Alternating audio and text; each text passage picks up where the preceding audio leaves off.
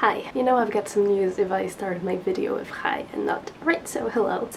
This video is going to be about what books I read in October, and I have quite a few books to talk about, but before I get into it, I have two updates. So if you don't care about when the current political situation in Poland and/or to why I'm currently in quarantine, you can skip ahead to this time to hear about the books that I read. So yeah, if you watched my last video and you read the description or the pinned comment on that video, you would know that there kind of still are protests all over Poland regarding the abortion laws. What is it called? The Constitutional Tribunal? Let's say the government. That's not completely true. But let's say the government wants to change those laws to make it even more strict. And that would involve prohibiting abortion in case of severe fetal defects. And yeah, that caused a lot of women and men too, like everyone, a lot of people protesting on the street. And the biggest protest took place on Friday. I did not take part in that protest because I couldn't really leave the house, and I will get to it later. But basically, the good news is that the law was kind of not passed yet. It's kind of delayed, so that's good. It's not, fully a win yet, but it's progress for sure. So there's that. I will still link all of the links in the description if you want to, read up on that. And the reason... Oh, it's very bright in here. Okay, the reason I am in quarantine is because basically on Thursday, so the day before the big protest, my mom lost her sense of smell and she wasn't feeling good for the past few days. So she, consulted a doctor, and the doctor just, said she should take a COVID test. She got tested on Friday morning. Since then, my mom also, got a fever and shortness of breath, so we were like, okay, it's COVID. We only got the results today, so it is Thursday, so almost a week later, and yeah, basically what sucks, except for the fact that my mom is sick, but I think she's feeling a little bit better now, so that's great. But the fact that we had to wait almost a week for the results means that our quarantine officially starts today. So even though, we weren't really leaving the house, we still have to quarantine for 20 days. So my mom has to quarantine for 13 days, and, if she feels fine, she can, end her it's not quarantine, it's isolation, I think it's called. Basically in Poland, the people you live with, the law changed recently, basically other people in the household that didn't necessarily test positive have to quarantine for longer, because what if they caught... It's complicated. It's not, but I'm making it complicated. But yeah, my mom has to quarantine or be in isolation for a shorter period of time than the other people in the household. So yeah, basically for 20 days I'm going to be here chilling, probably losing my mind a little bit. So I'm thinking about making, a reading vlog, but at the same time it's kind of like I can't go anywhere, so how exciting that reading vlog can be. I don't know. We'll see what happens. Except for my mom, who is feeling a little bit better now. Everyone else is feeling fine. I live with my grandma, who's 82 years old, so that was a little bit scary. And also, I live with my older brother. So the three of us feel fine. I think I have the only thing that bothers me is I think I have an ear infection. My ear just hurts a lot, which, isn't a sign of COVID, but it just sucks. But yeah, overall, we're good, don't worry about us. Yeah, I'm making this video as kind of a distraction, so any words of encouragement are obviously welcome, but if we could, talk about the books that I'm going to talk about in the comments, that would be great, because that would be a good distraction. Let's talk about the books. This is what you're here for. I could not be bothered to bring all of the books here in my room, so I'm going to look at Goodreads and talk about the book that I read in October. So we're gonna go from the lowest rating to the highest rating, and actually we will start with a DNF. So my only DNF is A Tale of Two Cities by Charles Dickens. I knew that I'm not a huge fan of Charles Dickens' writing style, the way he, creates his characters It's just not my thing, personally, so I wanted to give him one last chance with A Tale of Two Cities, but I was just reading it and it was like so hard to get through each chapter. I was just so not interested in whatever was happening. I think the fact that it kind of skips around a lot, like we follow some different characters, and also, you know, it's A Tale of Two Cities, so it takes place in London and Paris. I just found the plot kind of convoluted and hard to follow, and yeah, I just think Charles Dickens isn't for me, and even though I love classics, I just don't think that Charles Dickens is for me, and that's okay. Please don't bash me in the comments. Like, I've read, aside from A Tale of Two Cities, I read Great Expectations, which, you know, was not bad. Like, I don't think his books are necessarily bad, they're just not enjoyable for me. So there's that. Then we have Pumpkinheads by Rainbow Rowell, which is a graphic novel. It's a very kind of autumn themed graphic novel about those two teenagers. They're about to enter college, so this is their kind of last season and at the pumpkin patch, working there. And yeah, the guy wants to confess to this girl he has had a crush on for years, and yeah, they kind of go around the whole pumpkin patch to find her. It is very predictable, but I did like the art style. It's a great book to read to get you in this like fall autumn mood. So even though I gave it only 3 stars, I don't think I'm going to unhaul it, because I think I might want to read it like next year to get myself in this, you know, autumn mood. Okay, next we have This Is How You Lose the Time War. I also give it 3 stars. I don't know how to talk about this. It does have kind of flowery writing style, but for me it was a little bit too vague. I wanted to know a little bit more about how each world worked, but that's not how... when I heard about time traveling and like 2 different kind of agencies fighting with each other, and you know, it's a time war, I kind of imagined an agency like in The Umbrella Academy. And yeah, I really enjoyed Umbrella Academy, so... But yeah, that's not what we got. Everything was very kind of vague and not really explained, and the writing style was flowery but also like very confusing, and everything was very ambiguous. And I have to say, so this is told through kind of letters, and it's about those 2, you know, agents that kind of fight against each other in this time war, and they start sending each other letters. And it's about, you know, how they fall in love. It's actually a female-female kind of romance. Not romance, but like, it's about their, how their relationship through those letters, you know, evolves. And I have to say, I really enjoyed the letters a lot more than those kind of short interludes in between about kind of what was happening with those characters. I personally think I would enjoy this book a lot more if it was told only through letters. And I think Mara from Books Like Woe had the same critique, and I absolutely agree. There's that 3 stars. Not terrible, just not exactly what I wanted it to be, I guess. So then we have a short story. We have 2 short stories by Oscar Wilde, but the second one I will talk about a little bit later. The first one is The Sphinx Without a Secret by Oscar Wilde, and I gave it 3 stars. It was okay. It's very short. It's like 4 or 5 pages, maybe a little bit more. I didn't like how it ended, and I can't really tell you much about the story because it's so short.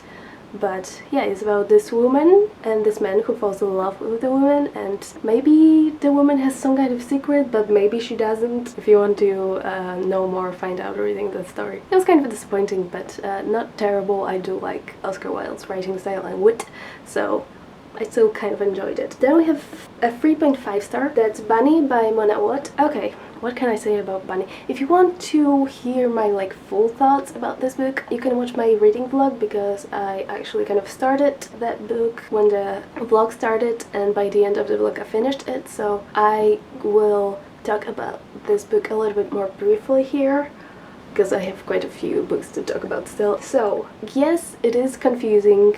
Oh, maybe I should talk about the plot a little bit. I don't remember the main character's name. Okay, so this girl, she starts a master's degree. It's like a prestigious university in like, I don't know, Vermont probably. And she is majoring in creative writing, and this book talks a lot about writing, and I did enjoy all of the parts that talked about writing and the workshops that she attended. Those were actually my favorite parts. But in her workshop there are 4 girls who are all friends and call each other Bunny, and it's like really, like they're really sweet, but like really overly sweet with each other to the point where it's like creepy. They're calling each other Bunny, and this girl is kind of like hating on them, but at the same time wants to be a part of their group. And the story kind of starts when the main character receives an invitation from the bunnies to attend a smut salon, and I think I'll leave it there. It's it's kind of creepy. It's a very weird story. It's horror, by the way, if I didn't mention it before. It's horror, so you're kind of like, you know, it's going to be like weird and creepy. But I have to say, okay, I'm going to be very vague, but I predicted some things from literally the first page. There were some red herrings. At some point I was kind of like, oh, maybe I'm not right.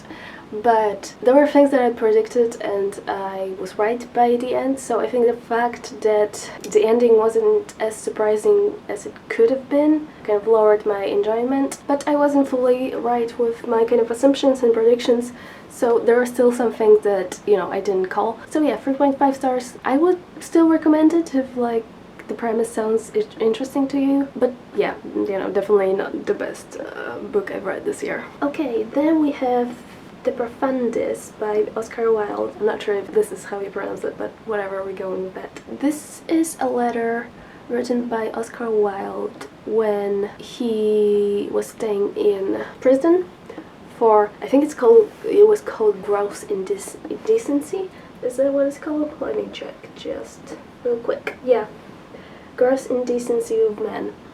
Yeah, basically, you know, Oscar Wilde was gay, and because he had some relationships with men, the whole trial process was a little bit complicated. I'm not gonna get into it, but this letter was addressed to Boise, whom he had a relationship with, and he was kind of in why he, you know, had the trial in the first place. Yeah, it was, this letter was really hard to read. First of all, this letter was like really long. It's kind of more of an essay, really. It's like 100 pages or something. Like, he couldn't even send it to him, like the guards didn't let him send the letter at all. Oh, I don't have enough battery.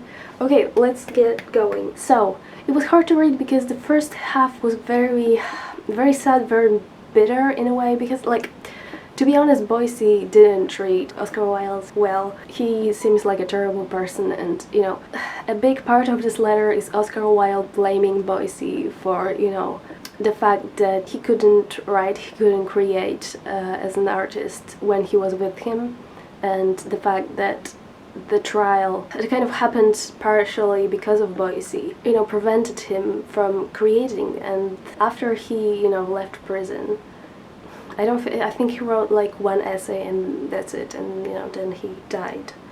So the whole letter is very, very bitter, but, I mean, not the whole letter, the second half is kind of a lot more uplifting. So yeah, I found it really hard to rate this, because, you know, how do you rate a letter? But I don't know, it's very long, and it talks a lot about art, and it kind of sometimes reads like an essay, really. So in the end I give it 4 stars. I definitely would recommend it after you've read a few of like Oscar Wilde works, and, you know, read a little bit, like at least his like Wikipedia page about like his life. I think it's quite interesting to read his account of, you know, what happened. Next we have a short story by Oscar Wilde, The Canterville Ghost. I gave it 4 stars. It was very fun. It's about this family. It's a little bit longer than the other one that I talked about. I think it was like 20 something pages. It's about this family from America, and they buy a mansion in the UK, in England or in Scotland. Let's go with the UK. Yeah, and the previous owners tell them that this mansion is haunted. Like, it's been haunted for years. Like, this is a well-known fact. But, you know, the family from America are like, we don't believe in ghosts, there are no ghosts, we're going to buy it. So they bought the mansion, and as it turns out, there is a ghost. It kind of reminded me of Oscar Seville's not Oscar, Lord Arthur's Devil's Crime, but this short story takes a different turn because, yeah, it turns out there is a ghost, and you know the family finally accepted that there's a ghost, and then we kind of start reading from the ghost's perspective, who is very angry and like distraught about the fact that the family doesn't treat him seriously. And yeah, it's funny, it's entertaining. I mean, I didn't like spoil anything. This is like still the first half of the story, so you know, you can read it to find out how it all concludes. Oh my god, I do not have enough space on my camera. Okay, so the next one is a non-fiction, The Butchering Art, Joseph Lister's quest to transform the grisly world of the Victorian medicine. Yeah, this talks about Joseph Lister and his life and how he basically not discovered but like widespread the use of antiseptics. Antiseptics, is this how you pronounce it? I'm not sure, but yeah, it's interesting. If you I'm very interested in Victorian medicine, or like the history and sociology of medicine overall, but this wasn't like super dry, it was very accessible, so if you find the topic interesting, I would recommend it. Then we have Kim Jiyoung, born 1982, which is a South Korean book that was published a few years ago and kind of, oh no, I have literally like 30 seconds left on my memory card. Okay, wait a second. Oh no. Okay, I'm sorry, the lighting is terrible, but it's been 2 hours and now it's like 4 p.m, so will there be a video where I don't have to apologize for the lighting? I don't think so. Okay, so next I want to talk about another 4-star, but a very strong 4-star. One that I actually kind of considered to maybe be a 5-star, but we'll talk about that. Kim Jiyoung, born in 1982 by Ho Namju, I think. It's a South Korean novel about this woman who, in the first chapter, told from her husband's point of view, seems to kind of lose her mind, like go insane, because she started kind of talking as if she was a different person, like talking like her mother-in-law and those kind of stuff. So they were like, maybe she has some like multiple personality disorder or something like that. And basically after that first chapter we kind of go back to when she was born and like her mother's life and her grandmother's life, and then her childhood, and you know, at the time when she was a teenager, and after that we kind of explore all of those kind of time periods, and basically we find out how the misogyny has influenced her whole life. And I have to say, this is a novella, and like I was explaining to you how, you know, we're exploring all those different time periods, but this is a novella, it's very short. It's under, I think, 200 pages. So we don't have time to like fully explore all of the characters. And that's why I kind of gave it 4 stars. I don't want to spoil the ending by saying too much. So I was considering giving it 5-star, because even though we didn't get as much depth to the characters and we didn't spend enough time with them as I would have wanted, but I think in what this novel is trying to do, it succeeded. And if this novel was written how I would have liked it, like make it longer, you know, spend time with the characters, spend more time with the characters, I think it would have been a very different novel. Because it's so short, because it's a novella, it kind of throws a punch, you know? You know what I mean? So I'm still confused. I'm still kind of like, is it a 4-star or is it a 5-star? Anyway, it's a very good book. I think people should read it. It definitely talks how much of a patriarchal society South Korea has been and kind of is still. This book was published in 2016, and ever since it was released, it actually caused quite an uproar in South Korea. Like, celebrities who have been seen with this book faced a lot of criticism, and it's a very controversial book because South Korea is still quite a patriarchal society. So yeah, definitely would recommend it. Then we have, what do we have next? Only 2 books left, I think. Yes, then we have Carmilla by Joseph Sheridan Lefano. I'm not sure how to pronounce it. This is like an original like vampire story. This is what Dracula was actually, the author of Dracula was kind of inspired by this book. this novella. This is also very short. Yeah, I gave it 4 stars and I very much enjoyed it. It's actually set in Austria, which I didn't expect, but it's very atmospheric. It's set in this like old castle, kind of this secluded area, and yeah, it's about this girl called Carmilla and this other girl that lives in this castle, and this is like a kind of a story with like lesbian undertones for sure. So that's very interesting. It wasn't quite a 5-star, and I cannot pinpoint exactly why. But you know, for me, like 5-star reads have this feeling of a 5-star read. I don't know why. Like, oh yeah, this is my new favorite, and this one didn't, but it was a really good novella. I don't know what to call it, but I would definitely recommend it. Like, a lot of people actually didn't like Dracula. If you didn't like Dracula, I would actually recommend Carmilla. So there's that, and lastly, a 4.5 star that I actually rounded up on Goodreads and gave it a 4-star, and that is The Woman in White by Wilkie Collins. I was so surprised that I liked it because, god damn, it's so dark. I am so sorry, but ugh, did this do anything? I don't think so.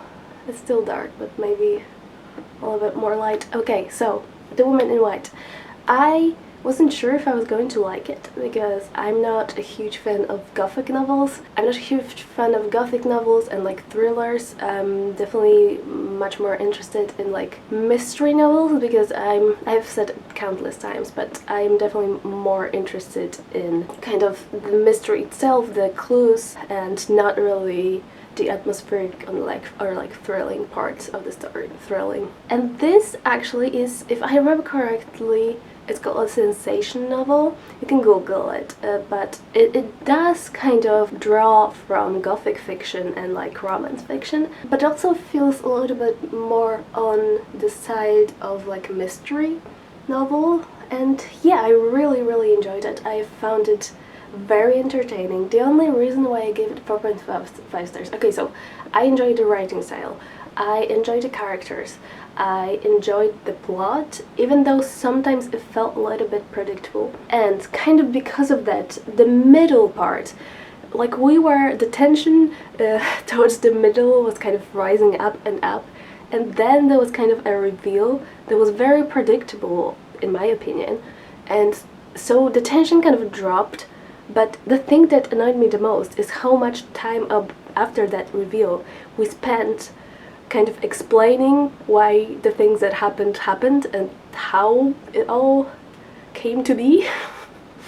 Can you tell I'm being vague as possible? And like it was like 100 pages of things that we kind of expected, I think, and because of that, the middle part, like the 100 pages in the middle, were very disappointing for me. But then the plot kind of picks back up, and like the tension, and there's some like really shocking things in the second half of the book. So yeah, it definitely like I was really disappointed in the middle, but I did enjoy the second half. So overall, I would say I very much enjoyed it. Yeah, it's a 4.5 star because of that middle part. Overall, would really recommend it. Oh, I should probably tell you what it's about. Okay, so it's about a woman in white. Shockingly, I know. Forget the main character's name. Yeah, I don't remember. So this guy is in London, and in the middle of the night he's coming back from a visit to his family in the middle of the night, and he meets this woman in white on the street, and she asks for directions, he gives her directions, and later it is revealed to us that this woman has escaped from an asylum. I don't want to say anything else. If that sounds interesting to you, I would give it a shot. It is quite long, but I read it very quickly. I mean, very quickly for me, and for a novel that's over 700 pages long, I think I read it in like a week and a half, something like that. So it's still dark. Okay, so that's everything. I'd say it was a pretty good reading month because like a 3-star is the lowest rating I've given a book this month. I hope you are all staying safe, and see you next time. Bye!